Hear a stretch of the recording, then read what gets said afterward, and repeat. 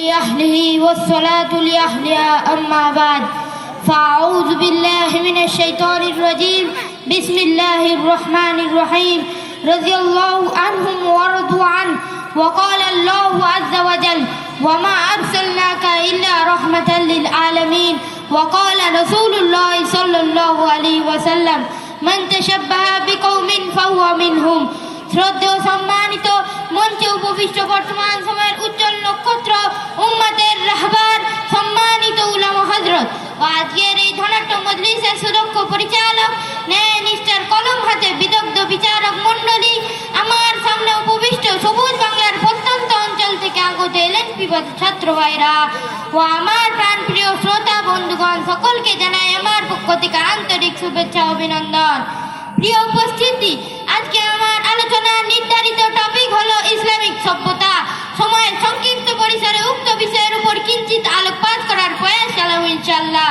প্রিয় উপস্থিতি, আজ যখন সারা বিশ্বের সমাজ ব্যবস্থা এবং মানবতার মূল্যে কুঠারাঘাত হানছে, ইন্নাল কুওয়াতা লিল্লাহি জামিআন বলিষ্ঠ আহ্বান এবং মাদিনা সনদ ভিত্তিক রাষ্ট্র ব্যবস্থাকে উপেক্ষা করে জনগণকে সমস্ত ক্ষমতার উৎস এবং মানবরচিত সমাজ ব্যবস্থাকে উন্নতির সোপান মনে করা হচ্ছে।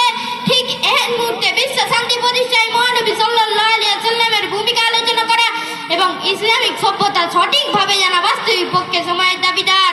প্রিয় উপস্থিতি, এই পৃথিবীতে বহু রাষ্ট্র পরিচালক অতিবাহিত হয়েছেন, কিন্তু মহানবী সাল্লাল্লাহু আলাইহি ওয়াসাল্লাম বিশ্ববাসীকে যেই মডেল রাষ্ট্র উপহার দিয়েছেন তা পৃথিবীর ইতিহাসে বিরল। কেননা তিনি এমন এক বিভীষিকাময় অবস্থায় এ দ্বারায় আগমন করেন যখন মানুষের মাঝে মানবতা ও সভ্যতার লেশ মাত্রাও ছিল না।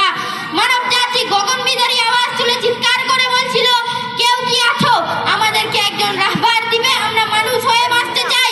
কেউ কি আছো আমাদেরকে একজন কান্ডারি দিবে, আমরা শান্তিতে বাঁচতে চাই। ঠিক এই মুহূর্তে শান্তির সওগাত ও অশান্তির চূড়ান্ত পতন ঘটিয়ে এ দ্বারার বুকে আগমন করেন বিশ্ব মানবতার মুক্তির দূত রাসূল আরবি সাল্লাল্লাহু আলাইহি ওয়াসাল্লাম এবং প্রতিষ্ঠা করেন তদানীন্তন আরবের মাঝে শান্তিময় রাষ্ট্র ব্যবস্থা। তাই তো দেখা যায় হাঁটি হাঁটি পা পা করে শৈশব কৈশোর পেরিয়ে নবযৌবনে পদার্পণ করে যখন দেখতে পান সমাজের মাঝে অন্যায় অবিচার জুলুম নির্যাতন আরবের লোকগুলোকে প্রায় মানবরূপী পশুতে পরিণত করেছে, তখন নবীজি সাল্লাল্লাহু আলাইহি ওয়াসাল্লাম সমাজ থেকে অন্যায় অবিচার দূর করার লক্ষ্যে মাত্র 14 বছর বয়সে হিলফুল ফুজুল নামক সেবামূলক সংগঠন প্রতিষ্ঠিত করেন।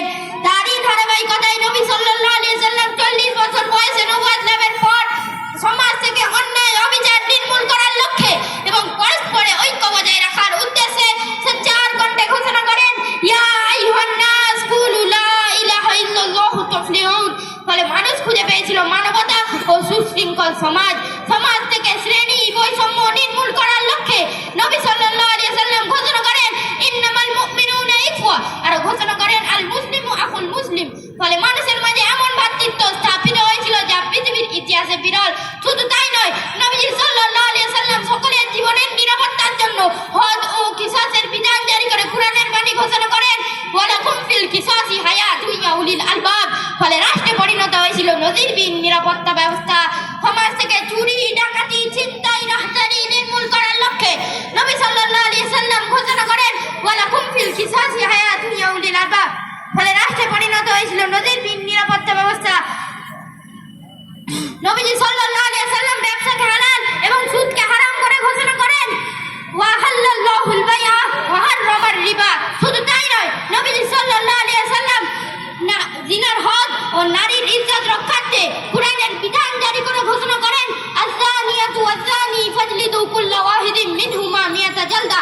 ফলে তৎকালীন যুগে কোনো নারীকে ধর্ষিত হতে শোনা যায়নি, কিন্তু বর্তমান যুগে কিছু প্রগতিবাদীদের বক্তব্য শুনে অবাক হতে হয়। তারা বলে, ইসলামী আইনের কথা বলে কেন আমার বোনকে জিনার হদ লাগাতে হবে? প্রিয় উপস্থিতি, আজ যারা সভ্যতার দাবিদার, নারী জাতি ভুলিয়ে অপরাধ সুস্পষ্ট কথায় তাদেরকে বলতে চাই, ইতিহাস ঘেটে দেখো, যেই যুগে নারী হয়ে জন্মানোটাকে পাপ মনে করা হতো, নারী হয়ে জন্মানোর কারণে জীবন্ত পুঁতে ফেলা হতো, নারী হয়ে বেঁচে থাকার ন্যূনতম অধিকার ছিল না, সেই যুগে নবী সাল্লাল্লাহু আলাইহি ওয়াসাল্লাম নারীর ইজ্জতকে স্বচ্ছ মাকামে আসীন করে ঘোষণা করেন, আল জান্নাতু তাহতা আকদামিল উম্মাহাত। তাই তো যার রাষ্ট্রনীতিতে মুগ্ধ হয়ে মহাত্মা গান্ধী বলেছিলেন, अगर राष्ट्र में अमानी करना चाहे तो मोहम्मद की हुकूमत इख्तियार करो। प्रिय उपस्थिति, आज যদি আমরা বিশ্বে শান্তি প্রতিষ্ঠা করতে চাই তবে নবী সাল্লাল্লাহু আলাইহি ওয়াসাল্লামকে আইডল মানা ছাড়া বিকল্প কোনো পথ নাই। আল্লাহ পাক রব্বুল আলামিন নবী সাল্লাল্লাহু আলাইহি সাল্লামকে আইডল মেনে নবী সাল্লাল্লাহু আলাইহি সাল্লামের পদাঙ্ক অনুসরণ করে বিশ্বে শান্তি প্রতিষ্ঠা করার লক্ষ্যে ইসলামিক সভ্যতাকে মনে প্রাণে মেনে নেওয়া তৌফিক দান করুন। নাসরুম মিনাল্লাহি ওয়া ফাতহুন করিম ওয়া বাশশিরিল মুমিনিন। আসসালামু আলাইকুম ওয়া রাহমাতুল্লাহি ওয়া বারাকাতুহু।